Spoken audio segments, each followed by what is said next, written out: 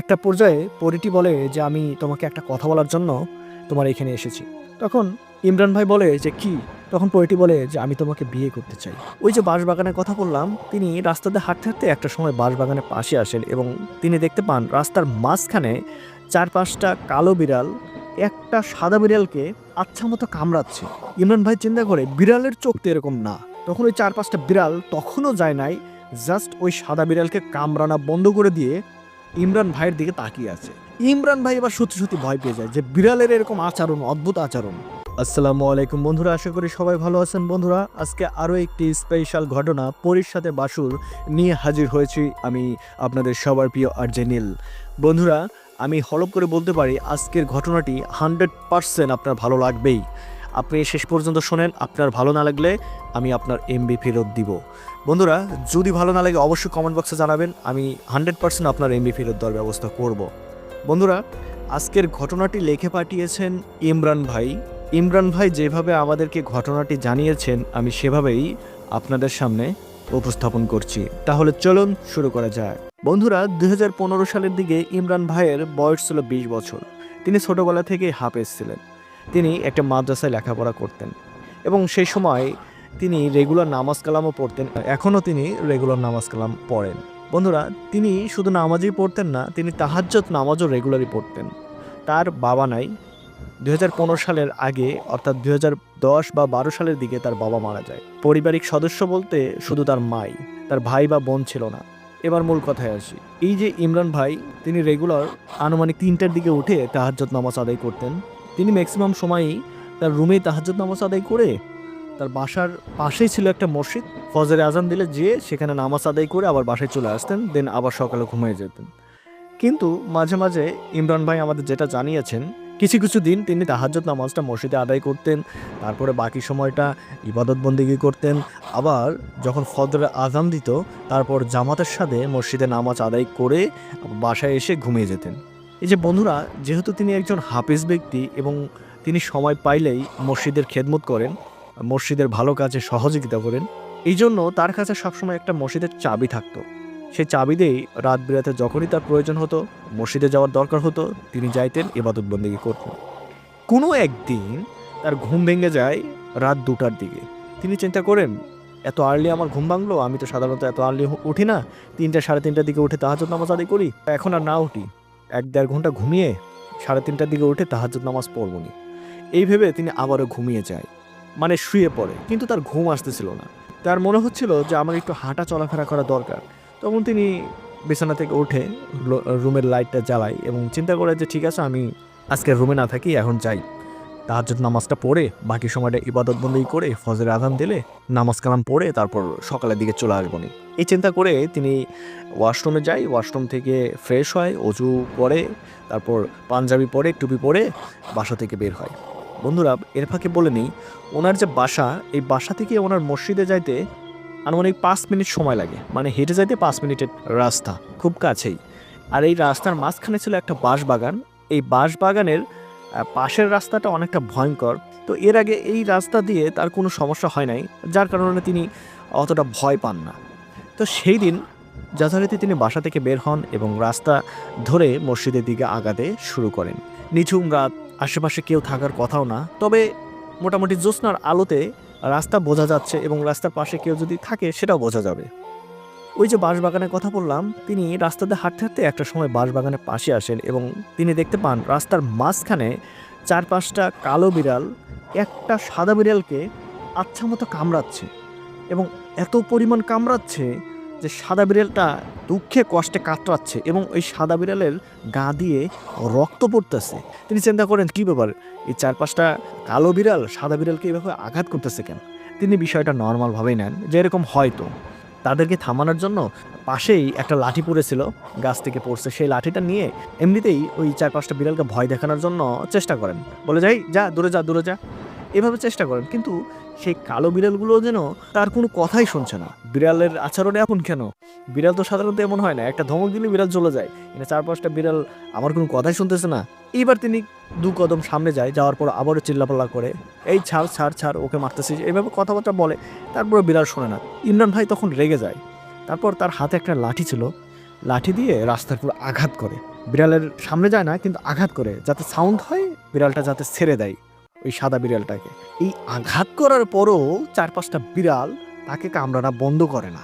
এরপর এই যে ইমরান ভাই সত্যি সত্যি রেগে যায় এবং আরো 2 কদম এগিয়ে যায়, এমন জোরে রাস্তার উপর বাড়ি দেয় যে লাঠিটা ভেঙে যায়। সঙ্গে সঙ্গে লাঠিটা ভেঙে যায় এবং প্রচণ্ড আকারে সাউন্ড হয়। এই সাউন্ডে ওই 4-5টা যে বিড়াল, এই বিড়ালটা তখন এই প্রথম ইমরান ভাইয়ের দিকে তাকায়।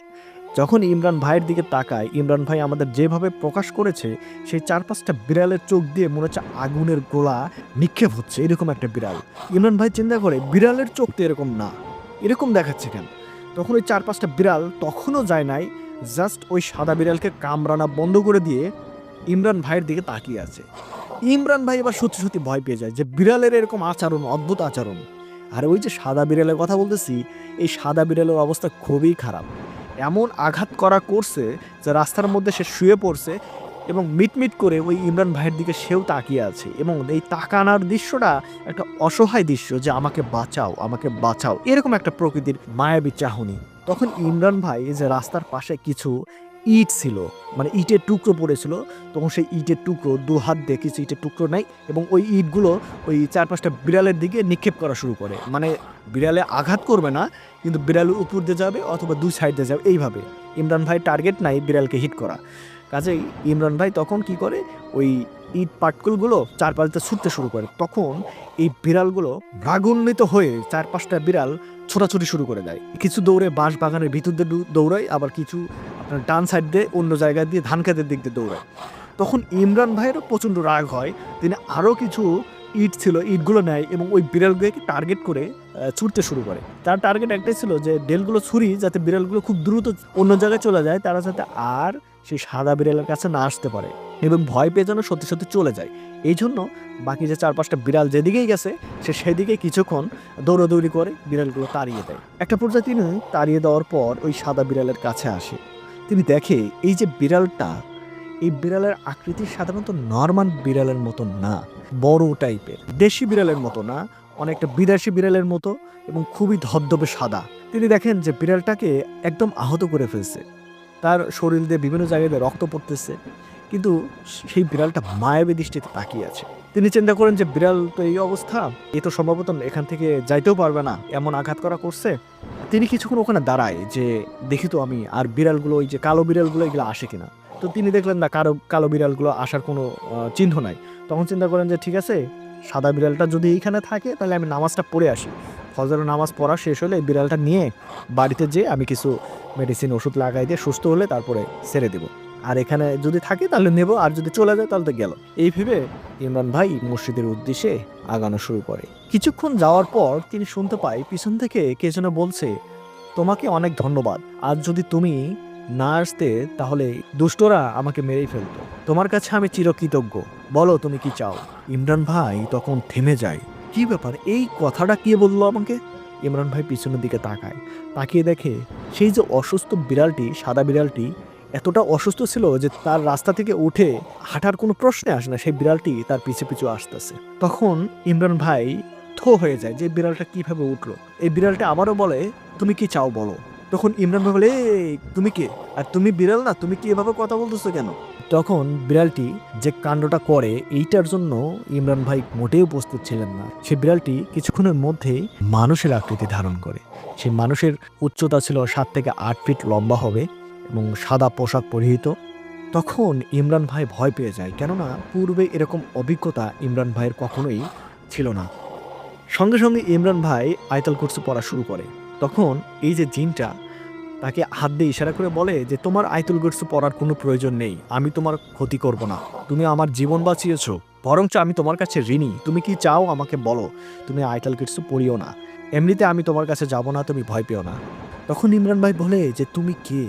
তখন সেই জিনটি বলে, আমি কে, কেন এরকম হয়েছে এটা বলার সময় আমার এই মুহূর্তে নাই, আমাকে এখন দ্রুত যাইতে হবে, আমি আমার ঋণটা পরিশোধ করে দিয়ে আমি চলে যেতে চাই, তুমি আমার কাছ থেকে কি চাও বলো, আমি তোমাকে এখন দিতে চাই। ইমরান ভাই বলে যে আমি যেটা করেছি এটা আমি নর্মালভাবেই করেছি, একটা বিড়ালকে বেশ কয়েকটা বিড়াল মিলে আক্রমণ করছে, এটা স্বাভাবিকভাবেই আমি এটা উপকার করছি, আপনি জিন আমি তো জানি না, সেই হিসেবে আপনাকে উপকার করি নাই, আপনার থেকে আমি কোনো কিছু নিতে চাই না। তখন জিনটি বলে, ঠিক আছে, তোমার সাথে আমি পরে কথা বলবো, আজকে আমার দ্রুত যাইতে হবে, না গেলে বিশাল ক্ষতি হয়ে যাবে, তুমি থাকো। এই বলে সেই জিনটি সেখান থেকে উধাও হয়ে যায়। তখন ইমরান ভাই তার বুকে ফু দেয়, আবারও আয়তাল কুরসি পড়ে, কারণ ইমরান ভাই সেই সময় খুব প্রচণ্ড পরিমাণ ভয় পেয়ে যায়। এরকম ভৌতিক অভিজ্ঞতা ইমরান ভাইয়ের আগে কখনোই হয় নাই। তখন আবারও সে মসজিদে যায়। যথারীতি মসজিদের তালাটা খোলার পর মসজিদের মধ্যে প্রবেশ করে তাহাজ্জুদ নামাজ আদায় করে। তাহাজ্জুদ নামাজ আদায় করার পর বাকি যে সময়টা ছিল সেখানে আরও ইবাদত বন্দেগী করে। একটা সময় মুয়াজ্জিম সাহেব আসে, তিনি মসজিদে আজান দেয়, তারপর ফজরের নামাজ আদায় করে সেইখান দিয়ে আবারও তিনি বাড়িতে চলে আসে। তো বাড়িতে আসার পর তিনি চিন্তা করে যে আমার সাথে এরকম ঘটনা ঘটলো, আর রাস্তায় বিড়ালটা একটা জিনের আকৃতি ছিল, আর কেনই বা বিড়ালটা সাদা ছিল, আর কেনই বা বাকি 4-5টা বিড়াল কালো ছিল? তাহলে কি এই কালো 4-5টা বিড়ালগুলো কি অন্য কোনো জিন ছিল? এরকম হিসাব মিলানোর চেষ্টা করে। যেহেতু তিনি মাদ্রাসা লাইনে পড়াশোনা করছেন, তিনিও হাফেজ, তো এই বিষয়গুলো মোটামুটি তার আগের সাথে পরিচিত, কিন্তু কখনোই তিনি এই ফেস টু ফেস মোকাবেলা করেনি। তবে যেহেতু তিনি হাফেজ, অনেক দোয়া কালাম জানতেন, বিষয়টা তিনি কোনো নজরেই নেন না। বলে যে যা হয়েছে হয়েছে, এটা কোনো ব্যাপার না। এইভাবে তিনি সেই দিন সকালবেলা এসে আবার ঘুমিয়ে যায়। বন্ধুরা, ঘটনা এতটুকু হলেই চলতো, কিন্তু এই ঘটনাটা অনেক দূর পর্যন্ত যায়। আপনারা শুনতে থাকুন, আপনাদের ভালো লাগবে। এর পরের দিন যথারীতি আবারও তিনি তাহাজ্জুদ নামাজ পড়ার জন্য ওঠেন, কিন্তু আজকেও তার ভিতর মনে চাচ্ছে না রুমের মধ্যে তাহাজ্জুদ নামাজ পড়ি। তিনি চাচ্ছেন ঠিক আছে আমি আবারও মসজিদে যাই। সেই দিন আবারও মসজিদে যাওয়ার জন্য প্রিপারেশন নেয়। যথারীতি তিনি অজু করে এবং ধর্মীয় পোশাক যেগুলো আছে সেগুলো পরিধান করার পর তিনি আবারও সেই রাস্তা দিয়ে মসজিদের উদ্দেশ্যে রওনা হয়। যাওয়ার পথে তার ওই বাঁশবাগানটা আবারও সামনে আসে। তিনি কিছুটা শঙ্কিতপূর্ণ হয়ে যায় যে আবারও বাঁশবাগান, আবার যাব, কিছু হবে না তো? তিনি ভাবে যে কি হবে, আমি তো কারোর কোনো ক্ষতি করি নাই, তাহলে কি সমস্যা হবে? তিনি আবারও বাঁশবাগানের কাছে আসে। আসার পর তিনি দেখতে পায় যে বাঁশবাগানের পাশে একজন লম্বা ব্যক্তি দাঁড়িয়ে আছে। সে আর কেউ নয় যাকে তিনি গতকাল রাত্রে বাঁচিয়েছিলেন, মানে ওই জিনটা। তখন এই জিনটা সালাম দেয়, ইমরান ভাইকে সালাম দেয়, বলে আসসালামু আলাইকুম। সালাম দেওয়ার পর ইমরান ভাইও সালামের উত্তর নেয়। ইমরান ভাইয়ের তো এখন সাহস হয়ে গেছে, আর ইমরান ভাই জানে একে তো আমি বাঁচিয়েছি, এ তো আমার কোনো ক্ষতি করবে না। তো জিনটা বলে যে গতকাল আমি তোমাকে কিছু না বলেই আমি এখান থেকে চলে গিয়েছিলাম, তাই আমি আজকে তোমার কাছে আসলাম। আমি জানি তুমি আজকে এই দিক দিয়েই তাহাজ্জুদ নামাজ পড়তে যাবে মসজিদে, তাই আমি এখানে দাঁড়িয়ে আছি তোমার জন্য। এবং ওই জিনের পাশে আরও 2টা জিন ছিল। সেই 2টা জিন মনে হচ্ছে ওই জিনকে পাহারা দিচ্ছে। সাদা পোশাক পরা জিনটি ইমরান ভাইকে বলে যে তুমি আমাকে চিনবা না, আমি হলো এক জিনের সর্দার। ইনসাফ নামে একটা শহর আছে, সেই শহরের রাজা আমি। তো আমার অনেক প্রজা আছে, আমি একটা ভালো জিন, আমি সঠিক বিচার করি, ন্যায্য বিচারই করি, যে অপরাধ করে তার আমি শাস্তি দিই। আমার পাশের একটা রাজ্য আছে, সেই রাজ্যে একটা দুষ্ট জিন পরিচালনা করে। সেই দুষ্ট জিনটা আমার প্রতি প্রচুর হিংসা, কেননা সবাই আমাকে ভালোবাসে, যেহেতু আমি আল্লাহর পথে চলি, যেহেতু আমি সঠিক পথে চলি, সবাই আমাকে ভালোবাসে। কিন্তু এই দুষ্ট জিন আমার সাথে হিংসা করে। কাজেই আমি এইখান থেকে গতকাল একটা কাজের জন্য আমার সৈন্য সদস্য নিয়ে যাচ্ছিলাম, কিন্তু সেই যে আমার পাশের রাজাটা, মানে জিনের সর্দার, এই জিনটা, দুষ্ট জিনটা সৈন্য দলবল নিয়ে পূর্ব পরিকল্পিতভাবে আমি এখানে যাচ্ছিলাম আমাকে অ্যাটাক করে, এবং আমার বেশ কিছু সৈন্যকে অ্যাটাক করে এবং মেরে ফেলে। একটা পর্যায়ে যুদ্ধ করতে করতে আমি ক্লান্ত হয়ে যাই। তখন ওই জিনের কিছু সৈন্যরা আমাকে অ্যাটাক করার পর তারা আমাকে এইখানে ধরে ফেলে এবং আমাকে মেরে ফেলবে। তুমি যদি আর 1টা মিনিট দেরি করতা তাহলে তারা আমাকে মেরে ফেলতো। এই জন্য তোমাকে ধন্যবাদ। আর আমি কালকে চলে গেছিলাম তোমাকে কিছু না বলে, কারণ হলো আমার রাজ্যে আবার তারা অ্যাটাক করতে পারে, এই জন্য আমি দ্রুত সেখানে গিয়েছিলাম, কারণ আমার পরিবার পরিজন সেখানে আছে। এই জন্য তোমার কাছে আমি দুঃখিত। তো তুমি আজকে বলো আমার থেকে কি চাও? তুমি আমার জীবন বাঁচিয়েছো, আমি একটা জিনের সর্দার, জিনদের রাজা, আমি কারোর কাছে ঋণী থাকবো? এটা তো হতে পারে না। তুমি অত্যন্ত ভালো মানুষ, আমি তোমাকে কিছু দিতে চাই, তুমি এবার বলো কি চাও। তখন ইমরান ভাই বলে যে আপনাকে আমি বাঁচিয়েছি এটা সঠিক কথা নয়, মহান আল্লাহ তাআলা চেয়েছে আপনার জীবন রক্ষা করার জন্য, হয়তো আমার ওসিলার মাধ্যমেই আপনাকে বাঁচিয়েছে, এটা হলো আসল কথা। আর যেহেতু আপনাকে মহান আল্লাহ তাআলাই বাঁচিয়েছে, তো এখানে তো আমার কোনো কৃতিত্ব নাই। আর আমার জায়গায় যেই থাকুক না কেন আপনাকে রক্ষা করতো, আপনার কোনো জিনিস আমি নিতে পারবো না, আমাকে দয়া করে মাফ করবেন। তখন সেই জিনের বাদশা বলে আমি জানতাম তুমি কিছু নিবা না, কিন্তু তোমাকে একটা সংবাদ জানানোর জন্য আমি এখানে এসেছি। আমার প্রধান উদ্দেশ্য ছিল সেটা জানানোর জন্য, এবং কাহিনীগুলো যেগুলো বললাম এগুলো তোমার জানা দরকার ছিল, তাই যে আমি বললাম। কিন্তু মেইন কথা হলো, তুমি গতকাল যেটা করছো, সেই যে দুষ্ট জিনের সদস্যদের তুমি আঘাত করার জন্য চেষ্টা করছো আমাকে বাঁচানোর জন্য, এর মধ্যে একটা কাজ তুমি করছো, ইট পাটকেল ছুঁড়ে মারছিল, এর মাঝে একটা ইট একটা বিড়ালের মাথায় লাগে। মাথায় লাগার পর সঙ্গে সঙ্গে ওখানে মারা যায়, আমি যতদূর শুনতে পারছি। তারপর বাকি 4টা জিন মিলে, দুষ্ট জিন মিলে ওই জিনকে নিয়ে তাদের সর্দারের কাছে যায়। যাওয়ার পর কাহিনীটা সর্দারের কাছে খুলে বলে। তাদের সর্দারের কাছে যা বলে যে আমাকে তারা মেরেই ফেলতো তুমি যদি না আসতা। সেটা তোমার কারণে পারে নাই, উল্টো আরও তুমি একজনকে মেরে ফেলছো তোমার অজান্তেই। এরপর থেকে তারা তোমার ক্ষতি করতে পারে ভেবেই, এরপর থেকে আমি আমার সৈন্য সদস্য পাঠিয়েছি, তারা তোমাকে পাহারা দিয়ে রাখতেছে, তোমার কোনো ক্ষতি হবে না, কিন্তু তুমি সতর্ক থাকবা।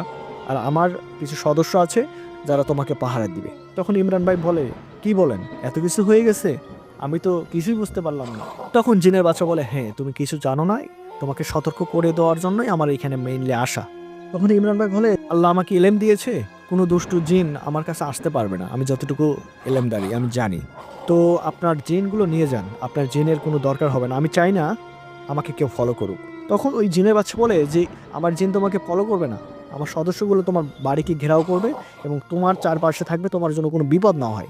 তুমি আমার জীবন বাঁচিয়েছো, আর তারা তোমার জন্য এটুকু করতে পারবে না। তখন বলে, ঠিক আছে, তারা যেন কোনো বিনা পারমিশনে আমার কাছে উপস্থিত না হয় এবং আমার প্রাইভেসি নষ্ট না করে। বলে, ঠিক আছে, আমি তাদেরকে বলে দেবো, তোমার সাথে আবার দেখা হবে, আমি চললাম। তখন জিন এবং জিনের 2জন সদস্য ছিল, মানে ওনার খাদেম, মুহূর্তের মধ্যে ওখান থেকে অদৃশ্য হয়ে যায়। তখন ইমরান ভাই একটু চিন্তিত হয়ে যায় যে আমি একটা জিনকে মেরে ফেলছি আমার অজান্তেই, এবং এমন জিনকে মেরে ফেলছি যারা কিনা অত্যন্ত দুষ্ট জিন। এই দুষ্ট জিনগুলো আমার মনের অজান্তেই শত্রু হয়ে গেল। এই ভেবে ভেবে মসজিদে চলে যায়। সেই দিন তিনি তাহাজ্জুদ নামাজ পড়ে আল্লাহর কাছে কান্নাকাটি করে যে আল্লাহ, আমার মাধ্যমে একটা ভালো জিনের জীবন তুমি বাঁচিয়েছো, আবার একটা জিনের মৃত্যু তুমি নিয়েছো। তুমি দেখিও এর যে খেসারত আমার যেন দিতে না হয়, আমার মার আমি ছাড়া কেউ নেই। তো তাহাজ্জুদ নামাজ পড়ার পর সেই দিন সকালবেলা নামাজ পড়ে, ফজরের নামাজ পড়ার পর তিনি ওই রাস্তা দিয়ে আসে। ওই রাস্তা দিয়ে আসার সময় তিনি দেখে একটা সাদা টোপলার মধ্যে কিছু একটা পড়ে আছে। দেখে মনে হচ্ছে গুপ্তধন টাইপের, মানে মানুষের মূল্যবান সম্পদ ওখানে পড়ে আছে, কেননা সকালবেলা সেই রাস্তা দিয়ে মানুষ যাতায়াত করে। তিনি ভাবলেন হয়তোবা যাতায়াতের সময় কেউ এখানে ফেলে রেখে চলে গেছে। তিনি টোপলাটা হাতে নেন এবং তিনি স্বাভাবিকভাবে দেখেন যে পোটলার মধ্যে কি আছে, ভারী কোনো ধাতব পদার্থ হবে। টোপলাটা তখন খোলার পর দেখে স্বর্ণের গহনা বা স্বর্ণ দ্বারা তৈরি এমন কিছু জিনিস টোপলার মধ্যে আছে। তিনি তখন চিন্তা করেন যে এটা নিশ্চয়ই কারোর হবে, এবং যার হারিয়েছে সে অবশ্যই এখান দিয়ে খোঁজ করার জন্য আবার আসবে। তখন তিনি চিন্তা করেন যে আমি এটা ইমাম সাহেবের কাছে যাই। তিনি আবার মসজিদে যায়। তখন ইমাম সাহেব মসজিদের মধ্যেই অবস্থান করছিলেন। তখন ইমাম সাহেবের কাছে জিনিসটা দিয়ে বলে, এই ঘটনা আমি এটা পড়ে পেয়েছি, কেউ যদি খোঁজ করার জন্য আসে তাহলে আপনি আমাকে জানাবেন, জানার পর সেই ব্যক্তিকে জিনিসটা দিয়ে দিবেন। আর যদি কোনো ব্যক্তি না আসে তাহলে এটা আমরা বিক্রি করার পর যে অর্থ আমরা পাবো সেটাতে আমরা মসজিদের উন্নয়নের কাজে লাগাবো। এই বলে সেই স্বর্ণগুলো ইমাম সাহেবের কাছে দিয়ে আসেন এবং তিনি বাড়িতে চলে এসে যথারীতি ঘুমিয়ে যান, কেননা সকালবেলা ঘুমানো তার একটা অভ্যাস ছিল। তো ঘুমানোর পর যথারীতি সেই দিন তিনি একটু চিন্তিতভাবেই কাটান, একটা জিনকে আমি মেরে ফেলছি, আবার আমাকে নাকি আরও কিছুদিন পাহারা দিচ্ছে। পরিবেশটা একটা গুমটো গুমটো একটা পরিবেশ। তো সেই দিন রাত্রিবেলায় হুট করে দেখে তার দরজা নক করতেছে কে যেন। তখন তিনি বলে যে হ্যাঁ আম্মু আসো। তখন বাইরে থেকে একটা শব্দ শোনা যায় যে, হুজুর বেয়াদবি মাফ করবেন, আমাদের জিন সর্দার আপনার সাথে দেখা করতে আসছে, আপনি যদি অনুমতি দেন তাহলে আপনার রুমে প্রবেশ করব। তখন হুজুর বলে, কি ব্যাপার, জিন সর্দার আবারও আসছে, আমি তো মনে করছি আম্মু আসছে। তখন জিন সর্দার এই ইমরান ভাইকে সালাম দেয়। ইমরান ভাই সালামের উত্তর নাই। জিন সর্দার বলে যে আমি জানি তোমার সমস্যা হচ্ছে, তুমি টেনশনে আছো, তুমি কোনো টেনশন করবা না, কোনো দুষ্ট জিন তোমার ক্ষতি করতে পারবে না আমি জীবিত থাকা অবস্থায়। যে জন্য আমি এসেছি, যে আমি জানি তুমি সেই দিন আমার থেকে কোনো কিছু চাওনি, মানে গত রাত্রে কোনো কিছু আমার থেকে চেয়ে নেওনি, কিন্তু আমি তোমাকে নিজ থেকে একটা উপহার দিতে চেয়েছিলাম, সেটাও তুমি নেওনি। যার কারণে আমি ওইখান থেকে চলে গেলেও তোমাকে দেখিয়েছি আমি চলে গিয়েছি, কিন্তু না, আমি ওখানেই ছিলাম। আমি জানি তো ফজরের নামাজ পড়ার পর ওই রাস্তা দিয়ে আবার আসবা, যার কারণে তুমি আসার আগে আমি ওইখানে কিছু স্বর্ণ রেখে দেই যাতে তোমার সেটা উপকারে আসে। তুমি সেটা পাওয়ার পর মসজিদে দিয়ে আসলা, কিন্তু ওটা তো আমি তোমার জন্য রেখেছিলাম। তখন ইমরান ভাই বলে যে যে জিনিসটা আমি জানি না কার, সেই জিনিসটা আমি কেন নিব? আর আপনাকে তো আমি আগেই বলেছি আমার কোনো সাহায্যের প্রয়োজন নেই। জেনে বাদশা বলে যে আমি তোমাকে যত দেখি ততই অবাক হয়ে যাই, মানুষ এত ভালো হয়। যাই হোক, তুমি সাবধানে থাকবা। এই বলে সালাম কালাম দিয়ে জিনের বাদশা চলে যায় সেখান থেকে। এভাবে চলতে থাকে ইমরান ভাইয়ের দিন। ইমরান ভাইও ভালোভাবেই চলতে থাকে। একটা পর্যায়ে সে ভুলেই যায় যে তার সাথে এত বড় ঘটনা ঘটছিল। কোনো রকমের সমস্যাই তার হয় না। আনুমানিক ২০ থেকে ২২ দিন পর আবারও সেই তার দরজার মধ্যে খটখট করে শব্দ। তখন তিনি বলেন, কে? ওপাশ থেকে গাঢ় গলায় বলে, হুজুর বেয়াদবি মাফ করবেন, আমাদের জিন সর্দার আপনার কাছে পাঠিয়েছে। আপনি অনুমতি দিলে আমরা আপনার রুমে প্রবেশ করব। তখন ইমরান ভাই বলে, ঠিক আছে, চলে আসো। তখন দুটা জিন তার সামনে আসে। জিনগুলো অনেক লম্বা, সাদা পোশাকে। সেই জিন দুটি বলে যে, হুজুর, আমাদের জিন সর্দার আপনাকে নিয়ে যেতে বলছে আমাদের রাজ্যে। তখন ইমরান ভাই কিছুটা শঙ্কিত হয়ে যায়, যে বলে, আমি তোমাদের রাজ্যে যাব কেন? তখন জিন সর্দার বলে, এত কিছু আমরা বুঝি না, আমাদের সর্দার আমাদেরকে আদেশ দিয়েছে, আপনারা যদি না যান তাহলে আপনাকে জোর করে নিয়ে যেতে বলছে। তখন ইমরান ভাই দেখছে তো সমস্যা। তবে ইমরান ভাইয়ের মনে একটা সাহস ছিল যে আমি তো জিনটাকে বাঁচিয়েছিস, আর যাই হোক সে আমার কোনো ক্ষতি করবে না। এছাড়াও আমাকে পাহারা দেওয়ার জন্য তো কিছু জিন আশেপাশে রেখে দিয়েছে। তো তখন তিনি ওই দুটো জিনের সাথে তার বাসার বাইরে বের হয়, এবং বাসার বাইরে বের হয়ে দেখে একটা ঘোড়ার গাড়ি। এত সুন্দর দেখতে ঘোড়ার গাড়ি, রাজা বাদশারা যেরকম ঘোড়ার গাড়িতে চড়ে ওরকম ঘোড়ার গাড়ি। তো তখন ওই জিনের সদস্যরা বলে যে, হুজুর, আপনি গাড়িতে ওঠেন। তখন ইমরান ভাই গাড়িতে উঠে বসে এবং অপর পাশে সেই দুটা জিন বসে। তারপর ঘোড়াটা চলতে শুরু করে। ঘোড়াটাও সাদা। রাত কিন্তু ৮টা থেকে ১০টা, এবং সেখানে মানুষ দু একজন চলাচল করতেছে, কিন্তু অদ্ভুত বিষয় হলো সেই জিনিসটা কেউ দেখতে পাচ্ছে না। ইমরান ভাই যখন বাড়ির বাইরে বের হয়, বেরোর পর দেখে তার একটা পরিচিত মানুষ তার পাশ দিয়ে যাচ্ছে, কিন্তু তার পাশ দিয়ে যাওয়া অবস্থায়ও ইমরান ভাইয়ের দিকে বিন্দুমাত্র তাকায় নেই। তখন তিনি সেই জিনদেরকে জিজ্ঞাসা করে, কি ব্যাপার, ওরা আমার সাথে কথা বলতেছে না কেন? ওই জিনগুলো জানায় যে আপনার সাথে আর কেউ কথা বলবে না, কেননা আপনাকে কেউ দেখতে পাচ্ছে না। তারপর তারা ওই ঘোড়ায় গাড়িতে ওঠার পর দেখে সেই ঘোড়ার গাড়িটি কিছুক্ষণ যাওয়ার পর আস্তে আস্তে উপর দিকে উঠতেছে, মানে আসমানের দিকে ওঠা শুরু করে। তখন ইমরান ভাই ভয় পেয়ে যায়, বলে, আরে আরে আরে, থামাও থামাও, উপর দিকে যাচ্ছে কেন? তখন জিন দুটি বলে যে, হুজুর, আপনি ভয় পাবেন না, আমাদের শহরে যাচ্ছে, আপনার কোনো সমস্যা হবে না। আর যদি আপনার মনে ভয় পান তাহলে চোখ বন্ধ করে থাকুন। তখন ইমরান ভাই চোখ বন্ধ করার মতো অবস্থা করে এবং আস্তে আস্তে চোখ খুলে খুলে আবার মাঝে মাঝে দেখে যে কি হচ্ছে। তিনি দেখে যে ঘোড়াটা উপরের দিকে চলে যাচ্ছে, মনে হচ্ছে আকাশের দিকে উঠতেছে, এবং একটা পর্যায়ে আশেপাশে মেঘকেও অতিক্রম করে যায়, এবং ঠিক কিছুক্ষণ পরে আবার দেখে ঘোড়াটি আবার নিচের দিকে নামতেছে, এবং নামতে নামতে মনে হচ্ছে পৃথিবীর দিকে নামতেছে। নামতে নামতে এমন একটা জায়গায় যা ল্যান্ড করে, সেই জায়গাটা সম্পূর্ণরূপে পৃথিবী থেকে আলাদা। সেখানে গাছগুলো অনেক অনেক লম্বা, এবং গাছের পাতাগুলো হলুদ হলুদ, পাতার বর্ডারটা আবার হালকা সবুজ। সেখানে ল্যান্ড করার পর তিনি দেখে আশেপাশে যে বাড়িঘরগুলো অনেক লম্বা, এবং প্রতিটা বাড়ি যেন মানে স্বর্ণের পলব দেওয়া আছে, মনে হচ্ছে স্বর্ণ দিয়ে গাঁথা প্রতিটি বাড়ি। দেখতে অপরূপ সৌন্দর্য। মানুষ কল্পনার জগৎ যেরকম হয় মানুষের, মানে স্বপ্নের জগৎ, স্বপ্নের বাড়ি, স্বপ্নের যত কিছু আছে সব কিছুই ওখানে আছে, এরকম একটা সিচুয়েশন। তারপর সেই দুটো জিন ঘোড়ার গাড়ি থেকে নামানোর পর তাকে একটা বাড়ির সামনে নিয়ে যায়। বাড়িটা দেখতে একদম রাজপ্রাসাদের চেয়ে কোনো অংশে কম না, রাজপ্রাসাদের চাইতে ভালো। এত সুন্দর দৃশ্য সে জীবনেও দেখে নাই, যে এত সুন্দর পরিবেশ একটা বাড়ির হয়, রাজার বাড়ি। তারপর ইমরানকে নিয়ে সেই দুটো জিন রাজপ্রাসাদের মধ্যে প্রবেশ করার সঙ্গে সঙ্গেই দেখে কিছু জিন তাকে বরণ করে নিচ্ছে, বিভিন্ন ফুলের পাপড়ি দিয়ে তার মাথার উপর নিক্ষেপ করতেছে। মানে মানুষকে যদি বরণ করে নেওয়া হয় কীভাবে বরণ করে সেভাবে বরণ করে নিচ্ছে, এবং বরণ করে নেওয়ার পর সেই দুটো জিন ইমরান ভাইকে নিয়ে রাজপ্রাসাদের একটা পাশে, মানে সোফা সেটের মতো একটা বসার জায়গা আছে, অনেক সুন্দর জায়গায়, সেখানে বলে যে, ইমরান ভাই, আপনি এখানে বসেন। তো ইমরান সেখানে বসে। কিছুক্ষণ পরেই একটা লোক আসে, ৮ থেকে ৯ ফিট লম্বা, সাদা পোশাক, এসে তার সামনে দাঁড়ায়। তখন সেই লোকটি বলে যে, তুমি আমাকে এখন চিনতে পারছো না, এটা হলো আমার আসল রূপ, আমি সেই জিন সর্দার। তখন ইমরান ভাই সঙ্গে সঙ্গে দাঁড়ানোর পর বলে, আসসালামু আলাইকুম। জিন সর্দার তখন সালামের উত্তর নেয়, বলে, যারে বসো বসো বসো, তোমাকে দাঁড়াতে হবে না।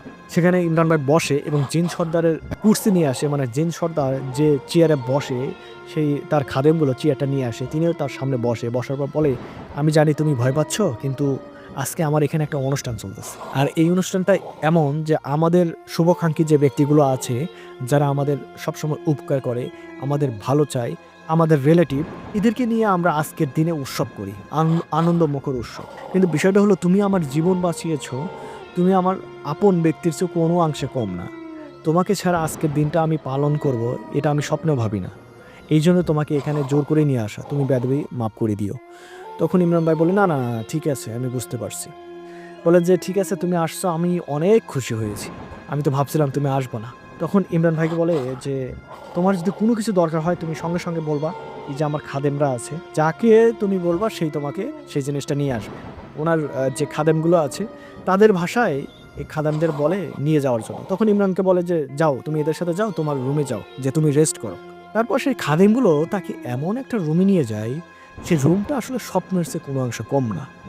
চারিদিকে আলোকসজ্জা, মানে বাসুরঘর কি এরকম হাজার গুণে একটা স্বপ্নের মতো বাড়ি, মনোরম পরিবেশ, একটা বিছানা আছে। তখন ইমরান ভাই সেই রুমে আসার পর সেই বিছানায় বসে এবং তখন তিনি চিন্তা করতে থাকে যে আসলে এটা আমার সাথে কি ঘটতেছে, আমি কি স্বপ্নের মধ্যে আছি নাকি, এরকম ঘটনা ঘটতেছে আমার সাথে। এরকম ভাবতে ভাবতে কিছুক্ষণ পর একটা খাদেম আসে, বলে যে হুজুর, আপনার কোনো কিছু লাগলে বলিয়েন, আর আপনি যদি ফ্রেশ হন আপনার পাশে একটা বাথরুম আছে, সেখানে যে ফ্রেশ হইতে পারেন। এই বলে সে খাদেমটা চলে যায়। তখন ইমরান ভাই ওয়াশরুমে যায়, সেখানে পানিটা অত্যন্ত সুমিষ্টি পানি। তিনি যখন পানিটা মুখে নেয়, অনেকটা জমজম কুয়ার মতো পানি, মিষ্টি লাগে, এবং সেই পানি দিয়ে তিনি তার হাত মুখ ধৌত করার পর কিছুক্ষণ শুয়ে থাকে। শুয়ে থাকার পর দরজায় একটা খটখট করে শব্দ হওয়ার পর তখন ইমরান ভাই বলে, কে? ওপাশ থেকে শব্দ, যে হুজুর, আমি আমাদের বাদশা আপনার কাছে পাঠিয়েছে, আমি কি আসবো? ইমরান ভাই বলে, ঠিক আছে, আসো আসো। তখন ইমরান ভাইকে ওই সেই জিনের খাদেম ডাইনিং টেবিলে নিয়ে যায়। তিনি দেখে অবাক হয়ে যায়, এত পরিমাণ খাবার সে জীবনেও দেখে নাই। এবং সবচেয়ে অবাক করার বিষয়, সে যে খাবারগুলো পছন্দ করে, তিনি ভাবে যদি এই খাবারগুলো খাইতে পারতাম জীবনে কখনো। তিনি পছন্দ করতেন গরুর মাংস, খাসির মাংস থেকে শুরু করে, এমন কিছু নাই যে তার পছন্দের বাইরে। প্রতিটি আইটেমই তার পছন্দ, সেখানে একটা আইটেমও নাই যে সে খাবারগুলো সে খায় না। তিনি দিকে অবাক হয়ে যায়, তিনি চিন্তা করে এই খাবারগুলোকে আমি খাইতে পারবো? তখন খাদেম বলে যে হ্যাঁ, অবশ্যই আপনি খাইতে পারবেন, আপনার জন্য তো এগুলো আয়োজন, সাধারণত আমরা এগুলো খাই না, আমাদের খাবার অন্যরকম খাবার আছে। তখন তিনি খাওয়াটা শুরু করে, এত সুস্বাদু খাবার যেটা আসলে ভাষায় প্রকাশ করা যায় না। তিনি যতক্ষণ ইচ্ছা মনে তৃপ্তি সহকারে খাবার খায়। খাওয়ার পর বলে যে ঠিক আছে, আমি খাইছি, আমি আর খাইতে পারবো না, তবে আমার একটা অনুরোধ। তখন খাদেম বলে, কি বলেন? যে আমি এই খাবারগুলোকে আমার আম্মার জন্য নিয়ে যেতে পারবো? তখন ওই যে জিনের খাদেমটা বলে যে, ও আচ্ছা আচ্ছা, বুঝতে পারছি, আপনার এই খাবার নিতে হবে না, আমরা ব্যবস্থা করতেছি, আপনার আম্মার জন্য আমরা খাবার পাঠানোর ব্যবস্থা করতেছি, কোনো সমস্যা নাই। তখন ইমরান খুবই খুশি হয়ে যায়, বলে আরে বলেন কি, তাহলে তো খুবই ভালো হয়। তারপর ইমরান সেখানে খাওয়া দাওয়া শেষ করার পর আবারও তার বিশ্রাম রুমে চলে যায়। বিশ্রাম রুমে যেয়ে সেখানে বিশ্রাম করতে শুরু করে। এরপর কিছুক্ষণ পর আবারও দরজা খটখট করে একটা শব্দ হয়। তখন বলে, কে? ওপাশ থেকে জিনের সর্দার তিনি এসেছে। তিনি বলে যে ইমরান, আমি। তখন বলে, ও আসেন আসেন, আপনি আসেন। তখন জিনের সর্দার প্রবেশ করে। জিনের সর্দার সাথে একটা মেয়েটা অপূরব সুন্দরী, দেখতে এত সুন্দর, মায়ামী চেহারা। এইরকম চেহারা সে জীবনেও কখনো কাউকে দেখে নাই। চিন্তার বাইরে যে একটা মেয়ে মানুষের চেহারা এত রকমের সুন্দর হইতে পারে, তার রূপে গুণে, দেখতে শুনতে অপলক দৃষ্টিতে ইমরান ভাই তাকিয়েছিলেন। তার রূপ দেখে তিনি মুগ্ধ হয়ে যান। তখন জিন সর্দার তার বিছানার পাশে এসে বসে, আর ওই পরীটি তার পাশেই দাঁড়িয়েছিল। তখন জিন সর্দার বলে যে তুমি যাকে দেখতে পাচ্ছ, ইনি আমার একমাত্র কন্যা, আমার আর কোনো সন্তান নেই, একে নিয়ে এসেছি তোমার সাথে পরিচয় করা দেওয়ার জন্য। তুমি আমার এখানে থাকো, যতদিন ইচ্ছা তুমি থাকো, কোনো সমস্যা নাই। আর আমার রাজ্যে বিভিন্ন জায়গায় ঘুরিয়ে দেখানোর জন্য আমার এই মেয়েটা তোমাকে সাহায্য করবে। এ বলে জিন সর্দার ওখান থেকে চলে যায়। তারপর সেই প্রথম সেই পরীর সাথে তার কথা হয়। পরীটি ইমরান ভাইকে সালাম দেয়, বলে আসসালামু আলাইকুম। এরপর বলে, আমি শুনেছি আপনি আমার বাবার জীবন বাঁচিয়েছেন, আমি আপনার কাছে চিরকৃতজ্ঞ। সেই দিন যদি আপনি আমার বাবার জীবন না বাঁচাইতেন, আজকে আমি আমার বাবার পাশে থাকতে পারতাম না। আপনাকে অনেক অনেক ধন্যবাদ। তখন ইমরান নিচের দিকে তাকিয়ে বলে, ঠিক আছে ঠিক আছে, কোনো সমস্যা নাই। ইমরান তো হাফেজ, পরহেজগার ব্যক্তি, নিচের দিকে তাকিয়ে আছে। তখন সেই পরীটি বলে, আরে আপনি এত লজ্জা পাচ্ছেন কেন? লজ্জা পাওয়ার কিছু নেই। পরী অনেক কথা জিজ্ঞাসা করে, পরিবারে কে কে আছে? তখন ইমরান বলে যে আমার পরিবারে শুধুমাত্র আমার মা ছাড়া কেউ নেই। যাবতীয় ইনফরমেশন পরীকে জানাই। একটা আমার পরী বলে, চলেন আপনাকে আমাদের রাজ্য ঘুরিয়ে দেখি। তখন ইমরান ভাই যায় এবং বিভিন্ন জায়গায় সেই পরীটি দেখায়, এবং বিভিন্ন বাগান, অপরূপ দৃশ্য। সেখানে দেখেন ফলমূলের গাছের অভাব নাই, আপেল, আঙ্গুর, কমলা সব গাছ আছে। বিভিন্ন জায়গা ঘোরানোর পর আবারও সেই পরীটি বিশ্রাম রুমে আসার পর বলে, ঠিক আছে আপনি বিশ্রাম নেন, আমি যাই। সেদিন চলে যায়। যথারীতি আবারও পরের দিন সকালবেলা খাবারের জন্য তাকে ডাকা হয়, তার সামনে খাবার পরিবেশন করা হয়, তিনি খাওয়া দাওয়া করে। এভাবে তার দিনকাল ভালোই কাটতে থাকে। সেই পরীটির প্রতি সে দিন দিন উইক হয়ে যায়, দুর্বল হয়ে যায়। এত সুন্দর পরীটিও তার প্রতি উইক হয়ে যায়, দুর্বল হয়ে যায়। কিন্তু কেউ কারোকে রেসপেক্ট ছাড়া কখনো কথা বলে নাই, এবং পরীটির কথার মাঝেও কখনো সেই রকম ইঙ্গিতও পাওয়া যায়নি। সেই দিন খাওয়া দাওয়া শেষে জিন সর্দার তার কাছে আসে।